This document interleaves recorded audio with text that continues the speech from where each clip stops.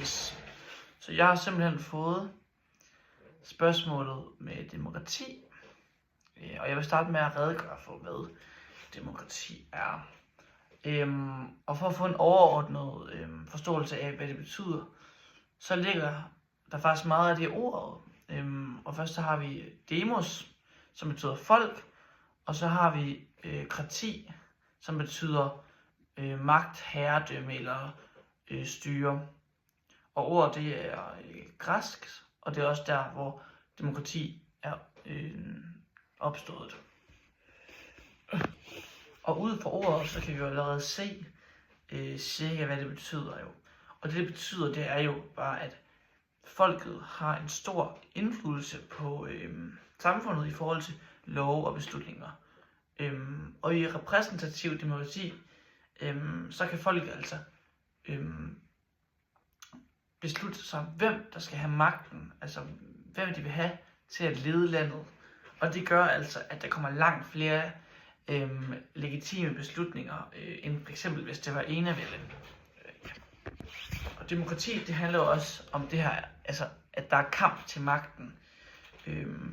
Og det er rigtig godt, fordi hvis der ikke var kamp til magten, så kunne de bare gøre, hvad de vil.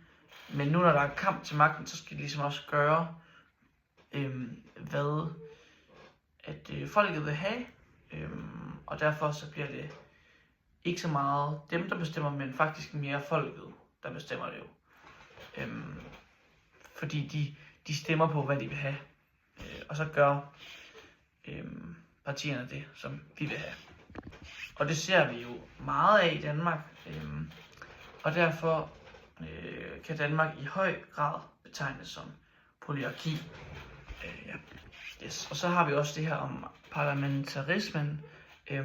Og det er jo det her, der betyder, at regeringen kun kan sidde på magten, hvis de har flertallet for Folketinget. Så regeringen skal altså have Folketingets opbakning for at kunne lave politik. Og så hvis flertallet trækker sin støtte, så må regeringen gå eller udskrive valg.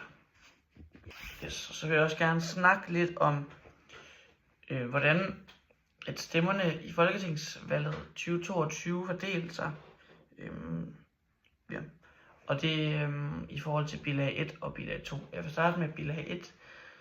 Og hvis man kigger på bilag 1, kan man klart se, at det er Socialdemokraterne, der har fået klart flest stemmer. De har nemlig fået 27,5% af alle stemmerne, som svarer til cirka, eller ikke cirka, det er 50 mandater. Og så derefter kommer Venstre med 13,3% og 23 mandater. Og så Moderaterne, som faktisk var et nyt parti, men opnåede 9,3% af stemmerne og 16 mandater, som virkelig giver deres parti en central rolle i Folketinget. Yes. Og så har vi også de lidt mindre partier, som er SF med 8,3% og Liberal Alliance med 7,9% og Danmarksdemokraterne med 8,1%. Ja. Og så har vi også de helt små, som f.eks. Kristendemokraterne og Fri Grønne, og de havde ikke engang nok stemmer til at komme ind i Folketinget. Ja. Yes. Og så i bilag 2, der kan vi se det her voksmeter.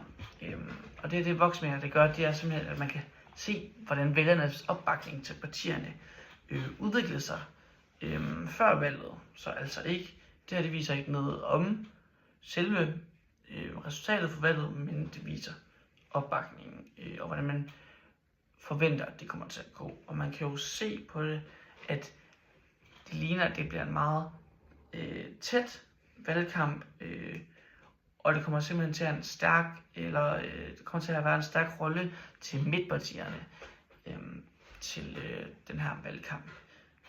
Og det endelige resultat altså først bliver offentliggjort på valgdagen. Men det kan give sådan en fornemmelse af, hvor det hele ligger henne. Yes, så har vi det sidste spørgsmål med fordele og ulemper ved de her 2 demokratiformer. Og jeg vil starte med at snakke om konkurrencedemokratiet, og det er jo det her med, hvor borgerne de deltager via valg, hvor så efter at partierne de konkurrerer magten. Og en fordel ved det her, det kunne være, at de er jo en flertalsregering, så de har ikke så svært ved at komme til beslutningerne, så det er meget effektivt og hurtigt. Og en ulempe, det kan jo så være, som bilag 3 også peger på, at oppositionens og dermed også borgernes indflydelse kan blive meget mindre, fordi regeringen ikke er tvunget til at forhandle med andre partier, og det kan så svække den her demokratiske debat. Yes. Og så har vi jo også deltagelsesdemokratiet, som lægger meget vægt på, at borgerne deltager aktivt mellem valgene. Og en fordel ved det her, det er jo, at borgerne de har meget mere indflydelse, også selvom regeringen er en flertalsregering. Men det dårlige ved det er jo, at der er mange af borgerne, som er meget langsomme til at tage de her beslutninger, og derfor kan beslutningerne tage lang tid om at blive truffet, og derfor kan de godt gå meget langsommere.